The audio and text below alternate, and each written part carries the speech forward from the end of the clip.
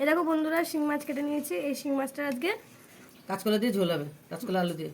এই যে কাঁচকলা আলু কেটে নেওয়া হয়ে গেছে। কি করে করছি তোমাদের দেখাচ্ছি। একটু সাঁতলে নিচ্ছি।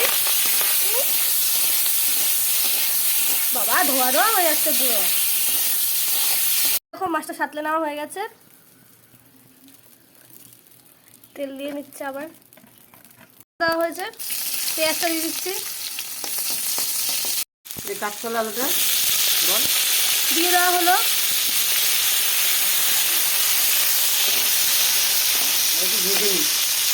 এই কাঁচকলা আলুটা ভেজে নিয়েছি। এবার এর মধ্যে এই দেখো, এর মধ্যে একটু পাকা কাঁচা লঙ্কা নিয়েছি, জিরে আদা সব একসঙ্গে বেটে নিয়েছি। মশলাটা দিয়ে ভালো করে কষিয়ে নেবো। একটু লবণ দেবো,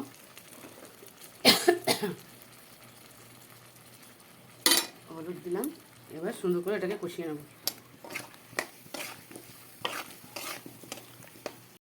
এই তরকারি কষানো হয়ে গেছে, পুরো সুন্দর দেখো একদম কষানো হয়ে গেছে। এবার আমি জল দিয়ে দেবো।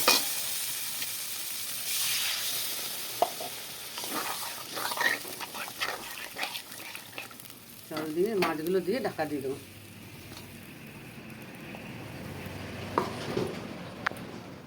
এরকম বন্ধুরা, শিং মাছের ঝোলটা কিন্তু কমপ্লিট হয়ে গেছে, নামিয়ে নিয়েছি। এ দেখো অনেকটাই কিন্তু ঝোল ঝোল করা হয়েছে। তোমরা কিন্তু রেসিপিটা ট্রাই করে দেখতে পারো। আশা করছি তোমাদের সবার অনেক ভালো লাগবে।